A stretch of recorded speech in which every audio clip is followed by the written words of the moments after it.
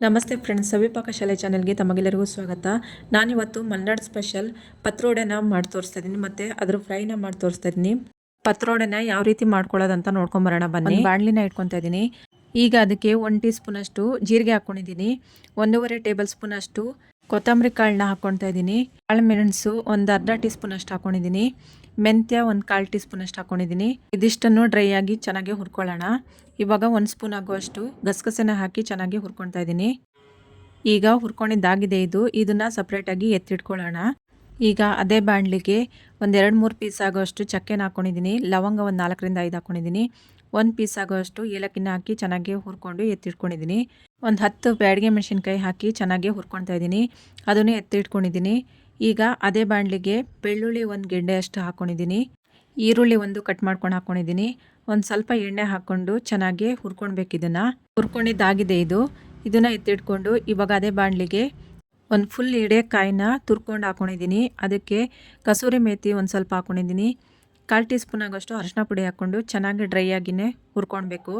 ಈಗ ನೋಡಿ ಹುರ್ಕೊಂಡಿದ್ದಾಗಿದೆ ಕಾಯಿನೂ. ಇದಿಷ್ಟನ್ನು ಕಂಪ್ಲೀಟಾಗಿ ತಣ್ಣಗಾಗೋಕ್ಕೆ ಬಿಟ್ಬಿಟ್ಟು ನಂತರ ಮಿಕ್ಸಿ ಜಾರಿಗೆ ಹಾಕ್ಕೊಳ್ಬೇಕು. ಹುರಿದಿರೋವಂಥ ಎಲ್ಲ ಮಸಾಲನೂ ಹಾಕ್ಕೊಳ್ತಾ ಇದ್ದೀನಿ. ನೋಡಿ ಜಾರಿಗೆ ಒಂದು ಲಿಂಬೆ ಗಾತ್ರದಷ್ಟು ಹುಣಸೆ ಹಣ್ಣು ನೀರಲ್ಲಿ ನೆನೆಸಿಟ್ಟಿದ್ದೆ, ಅದನ್ನು ಹಾಕ್ಕೊಳ್ತಾ ಇದ್ದೀನಿ. ನೋಡಿ ಇದಕ್ಕೊಂದು ಸ್ವಲ್ಪ ನೀರು ಸೇರಿಸ್ಕೊಂಡು ನೈಸಾಗಿ ರುಬ್ಕೊಳ್ಬೇಕು. ಈಗ ಒಂದು ಬಾಣಲೆನ ಇಟ್ಕೊಳ್ತಾ ಇದ್ದೀನಿ. ಅದಕ್ಕೆ 1.5 ಕಪ್ ಆಗುವಷ್ಟು ನೀರನ್ನ ಹಾಕ್ಕೊಳ್ತಾ ಇದ್ದೀನಿ. ನೀರಿಗೆ ಒಂದು ಸ್ವಲ್ಪ ಉಪ್ಪನ್ನ ಹಾಕ್ಕೊಳ್ತಾ ಇದ್ದೀನಿ. ಹುಣಸೆ ಹಣ್ಣು ರಸನ ಹಾಕ್ಕೊಳ್ತಾ ಇದ್ದೀನಿ. ಈಗ ಇದಕ್ಕೆ ಚೆನ್ನಾಗಿ ತೊಳ್ಕೊಂಡು ಚಿಕ್ಕದಾಗಿ ಕಟ್ ಮಾಡಿರುವಂತಹ ಕೆಸಿನ ಸೊಪ್ಪನ್ನ ಹಾಕ್ಕೊಳ್ತಾ ಇದ್ದೀನಿ. ಕೆಸಿನ ಸೊಪ್ಪು ಹಾಕ್ಕೊಂಡು ಚೆನ್ನಾಗಿ ಕುದಿಸ್ಕೊಳ್ಬೇಕು. ಇದಕ್ಕೆ ಹುಣಸೆ ಹಣ್ಣು ರಸ ಏನಕ್ಕೆ ಹಾಕ್ತೀವಿ ಅಂತ ಹೇಳಿದರೆ, ಕೆಸಿನ ಸೊಪ್ಪು ಆಗಿರೋದ್ರಿಂದ ಒಂದು ಸ್ವಲ್ಪ ಬಾಯಿ ಕಡ್ತಾ ಶುರುವಾಗುತ್ತೆ. ಹಾಗಾಗಿ ಜೊತೆಗೆ ಬಾಯಿ ಕಡ್ತಾ ಆಗಬಾರ್ದು ಅಂತ ಹೇಳ್ಕೊಂಡು ಒಂದು ಸ್ವಲ್ಪ ಹುಣಸೆ ಹಣ್ಣು ರಸನ ಹಾಕ್ಕೊಳ್ಳೋದು ಇದಕ್ಕೆ. ಈಗ ನಾವು ರುಬ್ಕೊಂಡಿರುವಂಥ ಮಸಾಲ ಒಂದು ಸ್ವಲ್ಪ ಹಾಕ್ಕೊಳ್ತಾ ಇದ್ದೀನಿ. ಹಾಕ್ಕೊಂಡು ಒಂದು ಸತಿ ಚೆನ್ನಾಗಿ ಮಿಕ್ಸ್ ಮಾಡ್ಕೊತ ಕಲಿಸ್ಕೊಂಡು ಕುದಿಸ್ಕೊಳ್ಬೇಕು. ಈಗ ಚೆನ್ನಾಗಿ ಕುದಿ ಬರ್ತಾಯಿದೆ. ಇದಕ್ಕೆ ಇವಾಗ ಅಕ್ಕಿ ಹಿಟ್ಟನ್ನ ಹಾಕ್ಕೊಳ್ತಾ ಇದ್ದೀನಿ. ಅಕ್ಕಿ ಹಿಟ್ಟು ಒಂದು ಸ್ವಲ್ಪ ತರಿಯಾಗಿರಬೇಕು. 1.5 ಕಪ್ ನೀರಿಗೆ 2 ಕಪ್ ಆಗೋಷ್ಟು ಅಕ್ಕಿ ಹಿಟ್ಟನ್ನ ಹಾಕ್ಕೊಳ್ತಾ ಇದ್ದೀನಿ. ಹಿಟ್ಟು ಹಾಕ್ಕೊಳ್ತಾ ಇದ್ದಾಗ ಕೈ ಬಿಡ್ದಂಗೆ ಚೆನ್ನಾಗಿ ಕಲಿಸ್ಕೊಳ್ತಾ ಇರಬೇಕು. ಸ್ವಲ್ಪನೇ ಹಾಕ್ಕೊಳ್ತಾ, ಇಲ್ಲ ಅಂತೇಳಿದರೆ ತಳ ಹಿಡಿದ್ಬಿಡುತ್ತೆ ಮತ್ತು ಹಿಟ್ಟು ಗಂಟು ಆಗಿಬಿಡುತ್ತೆ. ನೋಡಿ ಇವಾಗ ಹಿಟ್ಟೆಲ್ಲ ಹಾಕ್ಕೊಂಡಿದ್ದಾಗಿದೆ. ಇದನ್ನು ಚೆನ್ನಾಗಿ ಕಲಿಸ್ಕೊಳ್ತಾ ಅದು ಗಟ್ಟಿಯಾಗುತ್ತೆ ಅಲ್ಲಿ ತನಕನೂ ಚೆನ್ನಾಗಿ ಇದನ್ನು ಕಲಿಸ್ಕೊಳ್ಬೇಕು. ನೋಡಿ ಅಲ್ಲಲ್ಲಿ ಗಂಟುಗಳಿದೆ, ಅವೆಲ್ಲ ಚೆನ್ನಾಗಿ ಒಡೆಯೋ ಥರ ಕಲಿಸ್ಕೊಳ್ಬೇಕು. ಹಿಟ್ಟಿನ ಮಿಶ್ರಣ ಗಟ್ಟಿಯಾಗಿ ರೆಡಿಯಾಗಿದೆ. ರೆಡಿ ಮಾಡಿರುವಂತಹ ಹಿಟ್ಟಿನ ಮಿಶ್ರಣ ಒಂದು ಸ್ವಲ್ಪ ತಣ್ಣಗಾಗಲಿ. ಈಗ ಎಲೆನ ರೆಡಿ ಮಾಡ್ಕೊತಾ ಇದ್ದೀನಿ. ಎಲೆದು ಹಿಂದ್ಗಡೆ ತೊಟ್ಟೆಲ್ಲ ಕಟ್ ಮಾಡ್ಕೊತಾ ಇದ್ದೀನಿ. ಎಲ್ಲ ಎಲೆ ತೊಟ್ಟನ್ನ ಕಟ್ ಮಾಡ್ಕೊಬೇಕು. ಇಲ್ಲ ಅಂತೇಳಿದರೆ ನಾವು ಅಕ್ಕಿ ಹಿಟ್ಟು ಮಿಶ್ರಣನ ಅದ್ರ ಮೇಲೆ ಹಾಕಿ ಎಲೆದ ಮೇಲೆ ಹಾಕಿ ಕಲಿಸ್ತಾ ಇದ್ದಾಗ ಎಲೆ ಹರಿದೋಗುತ್ತೆ. ಹಾಗಾಗಿ ನಾವು ಎಲ್ಲ ಎಲೆಗಳ ತೊಟ್ಟನ್ನು ತಗೊಳ್ಬೇಕು. ಈಗ ನೋಡಿ ರೆಡಿ ಮಾಡಿರುವಂತಹ ಹಿಟ್ಟಿನ ಮಿಶ್ರಣನ ಎಲೆ ಮೇಲೆ ಹಾಕ್ಕೊಂಡು ಚೆನ್ನಾಗಿ ಹರಡ್ಕೊಳ್ಬೇಕು. ಈ ಥರ ತಟ್ಕೊಳ್ತಾ ಎಲ್ಲ ಕಡೆನೂ ಹರಡ್ಕೊಳ್ಬೇಕು. ಈಗ ರೆಡಿ ಮಾಡ್ಕೊಂಡಿರೋ ಹಿಟ್ಟನ್ನೆಲ್ಲ ಎಲೆ ಮೇಲೆ ಹಾಕ್ಕೊಂಡು ಈ ಥರ ಹಿಟ್ಟನ್ನೆಲ್ಲ ಹರಡ್ಕೊತ ತಟ್ಕೊಳ್ಬೇಕು. ಮತ್ತು ಈ ಥರ ಸುತ್ಕೊಳ್ಬೇಕು. ನೋಡಿ ಎಲ್ಲ ಎಲೆಗಳಿಗೂ ಇದೇ ಥರನೇ ಹಿಟ್ಟನ್ನ ಹಾಕ್ಕೊಂಡು ಸುತ್ಕೊಳ್ಬೇಕು. ಈಗ 2 ಥರ ಎಲೆನ ತೋರಿಸ್ತಾ ಇದ್ದೀನಿ ನೋಡಿ. ಈಗ ಒಂಥರ ಎಲೆ ಕೆಂಪಗಿದೆ ನೋಡಿ ಹಿಂದ್ಗಡೆ, ಅದು ಮರಗೆಸ ಅಂತ ಹೇಳ್ಕೊಂಡಿರ್ತಾರೆ. ಮರಗೆಸ ಎಲ್ಲ ಕಡೆನೂ ಸಿಗೋದಿಲ್ಲ. ಊರ ಕಡೆ ಮಲೆನಾಡು ಕಡೆ ಕಾಡಲ್ಲೆಲ್ಲ ಜಾಸ್ತಿ ಸಿಗುತ್ತಿದ್ದು. ಆದರೆ ಅದ್ರಲ್ಲಿ ಪತ್ರೋಡೆ ಮಾಡಿದರೆ ತುಂಬಾ ರುಚಿಯಾಗಿರುತ್ತೆ ಮತ್ತು ಬಾಯಿ ಕಟ್ತಾನೂ ಇರೋದಿಲ್ಲ. ನೋಡಿ ಇವಾಗ ಇನ್ನೊಂದು ಎಲೆಯಲ್ಲಿ ಹರಡ್ಕೊಳ್ತಾ ಇದ್ದೀನಲ್ವ ಹಿಟ್ಟನ್ನೆಲ್ಲ, ಆ ಎಲೆ ಮನೆ ಹತ್ರನೇ ಕೆಸದ ಎಲೆ ಸಿಗುತ್ತೆ. ಊರ ಕಡೆ ಮನೆ ಹತ್ರ ಸಿಗುತ್ತಲ್ಲ, ಆ ಕೆಸದ ಎಲೆನಲ್ಲೂ ಪತ್ರೋಡೆನ ಮಾಡ್ಕೊತಾರೆ. 2-3 ಥರ ಎಲೆಗಳು ಇದೆ ಪತ್ರೋಡೆ ಮಾಡ್ಕೊಳ್ಳೋಕ್ಕೆ. ಆದರೆ ಮರಗೆಸದಲ್ಲಿ ಮಾಡಿದರೆ ಪತ್ರೋಡೆ ತುಂಬಾ ಚೆನ್ನಾಗಿರುತ್ತೆ. ಈಗ ನೋಡಿ ಈ ಎಲೆನಲ್ಲೂ ಮಾಡ್ಕೊಬೋದು. ಅದಕ್ಕೆ 2 ಎಲೆನಲ್ಲೂ ಮಾಡಿ ತೋರಿಸ್ತಾ ಇದ್ದೀನಿ. ಈಗ ಎಲ್ಲದು ರೆಡಿ ಮಾಡ್ಕೊಂಡಿರೋದಾಗಿದೆ ಅಲ್ಲ, ಅದನ್ನೆಲ್ಲ ಇಡ್ಲಿ ಪಾತ್ರೆಯಲ್ಲಿ ಹಬೆನಲ್ಲಿ ಒಂದು 10ರಿಂದ 15 ನಿಮಿಷ ಬೇಯಿಸ್ಕೊಂಡ್ರೆ ಸಾಕಾಗುತ್ತೆ.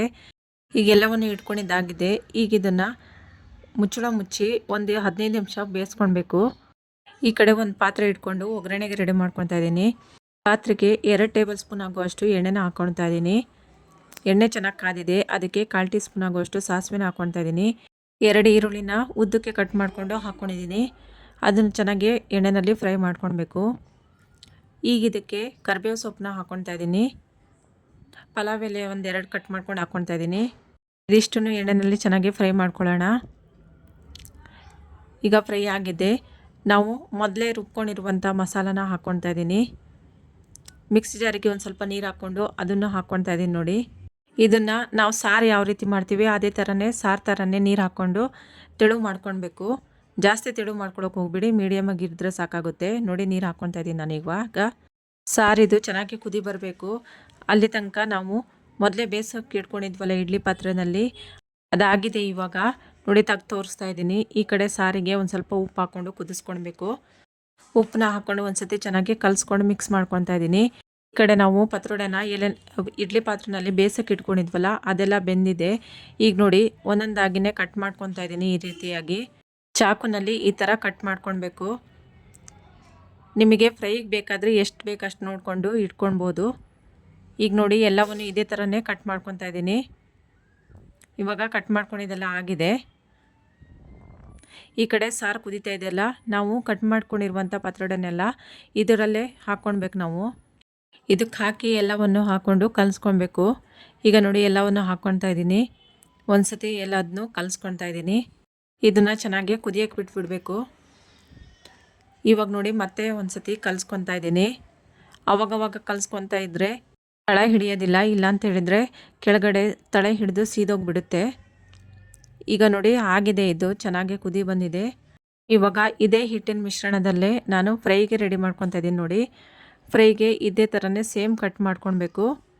ಈಗ ಕಟ್ ಮಾಡ್ಕೊಂಡಿದ್ದೆಲ್ಲ ಆಗಿದೆ. ಇದಕ್ಕೆ ನಾವು ರುಬ್ಕೊಂಡಿರೋ ಅಂಥ ಮಸಾಲೆ ಇದೆ ಅಲ್ವಾ, ಅದನ್ನೇ ಒಂದು ಸ್ವಲ್ಪ ಇಟ್ಕೊಂಡಿದ್ದೆ ನಾನು. ಆ ಮಸಾಲನೇ ಇದಕ್ಕೆ ಈ ಥರನೇ ಹಚ್ಕೊಳ್ಬೇಕು ನೋಡಿ. ಎರಡು ಕಡೆನೂ ಈ ಥರ ಮಸಾಲಾನ ಹಚ್ಕೊಳ್ಬೇಕು. ಎಲ್ಲದಕ್ಕೂ ಇದೇ ಥರನೇ ಹಚ್ಕೊಂಡು ಇಟ್ಕೊಳ್ಳಿ. ಈ ಥರ ಫ್ರೈ ಮಾಡ್ಕೊಂಡು ತಿನ್ನೋದಕ್ಕೂ ತುಂಬಾ ಚೆನ್ನಾಗಿರುತ್ತೆ. ಈಗ ನೋಡಿ ಎಲ್ಲದಕ್ಕೂ ಖಾರನ ಹಚ್ಚಿದ್ದಾಗಿದೆ. ಈ ಕಡೆ ಒಂದು ಫ್ರೈ ಮಾಡೋಕ್ಕೆ ಒಂದು ತವನ ಇಟ್ಕೊಂಡಿದ್ದೀನಿ. ಅದಕ್ಕೆ ಎಣ್ಣೆ ಹಾಕ್ಕೊಳ್ತಾ ಇದ್ದೀನಿ ನೋಡಿ. ಎಣ್ಣೆ ಹಾಕ್ಕೊಂಡಿದ್ದಾಗಿದೆ. ಈಗ ಇದಕ್ಕೆ ನಾವು ಮಸಾಲ ಹಚ್ಚಿರೋ ಎಲ್ಲ ಮಿಶ್ರಣನೂ ಇದ್ರ ಮೇಲೆ ಇಟ್ಕೊಳ್ಬೇಕು ನೋಡಿ. ಪತ್ರೋಡೆನ ಇದೇ ಥರ ಎಲ್ಲ ಪತ್ರೋಡೆನ ಹಾಕ್ಕೊಂಡು ಮೇಲ್ಗಡೆಯಿಂದ ಮತ್ತೆ ಒಂದು ಸ್ವಲ್ಪ ಎಣ್ಣೆ ಹಾಕ್ಕೊಳ್ತಾ ಇದ್ದೀನಿ. ಅದನ್ನು ಒಂದು ಕಡೆ ಫ್ರೈ ಆಗಿದೆ, ಇನ್ನೊಂದು ಕಡೆ ಉಲ್ಟಾ ಮಾಡಿಕೊಂಡು ತಿರ್ಸ್ಕೊಂಡು ಹಾಕ್ಕೊಳ್ತಾ ಇದ್ದೀನಿ ನೋಡಿ. ನಾವು ಮೀನೆಲ್ಲ ಫ್ರೈ ಮಾಡ್ಕೊತೀವಲ್ಲ ಅದೇ ಥರನೇ ಎರಡೂ ಸೈಡಲ್ಲೂ ಚೆನ್ನಾಗಿ ಬೇಯಿಸ್ಕೊಳ್ಬೇಕು. ಎಣ್ಣೆನಲ್ಲೇ ಚೆನ್ನಾಗಿ ಫ್ರೈ ಆದರೆ ಇದು ತಿನ್ನೋದಕ್ಕೆ ತುಂಬಾ ರುಚಿಯಾಗಿರುತ್ತೆ ಮತ್ತು ಬಾಯಿ ಕಡ್ತಾನೂ ಇರೋದಿಲ್ಲ. ಈಗ ಎರಡೂ ಸೈಡಲ್ಲೂ ಫ್ರೈ ಆಗಿದೆ. ಇದನ್ನ ಈಗ ತೆಗಿತಾ ಇದ್ದೀನಿ ನೋಡಿ. ಈಗ ಮತ್ತೆ ಎರಡನೇ ಸತಿ ಹಾಕಿರೋ ಫ್ರೈನ ತೆಗಿತಾ ಇದ್ದೀನಿ. ಇದೇ ಥರ ಉಳಿದಿರೋಂಥ ಮಿಶ್ರಣನೇ ಎಲ್ಲನೂ ಹಾಕ್ಕೊಂಡು ಇದೇ ಥರ ಎಲ್ಲವನ್ನು ಫ್ರೈ ಮಾಡ್ಕೊಳ್ಳಿ. ಈಗ ಫ್ರೈ ಎಲ್ಲ ಆಗಿದೆ. ನೋಡಿದ್ರಲ್ವ ಫ್ರೆಂಡ್ಸ್, ಮಲೆನಾಡಿನ ಸ್ಪೆಷಲ್ ಪತ್ರೋಡೆನ ಯಾವ ರೀತಿ ಮಾಡ್ಕೊಳ್ಳೋದಂತ ಮತ್ತು ಪತ್ರೋಡೆ ಫ್ರೈನ ಯಾವ ರೀತಿ ಮಾಡೋದಂತ ತಿಳ್ಕೊಂಡು ಈ ಥರ ಪತ್ರೋಡೆನ ಮತ್ತು ಫ್ರೈನ ಒಂದು ಸತಿ ನೀವು ಮಾಡಿ ನೋಡಿ ಫ್ರೆಂಡ್ಸ್. ಇಷ್ಟ ಆದರೆ ಲೈಕ್ ಮಾಡಿ, ಶೇರ್ ಮಾಡಿ, ಸಬ್ಸ್ಕ್ರೈಬ್ ಮಾಡಿ friends. Thank you for watching.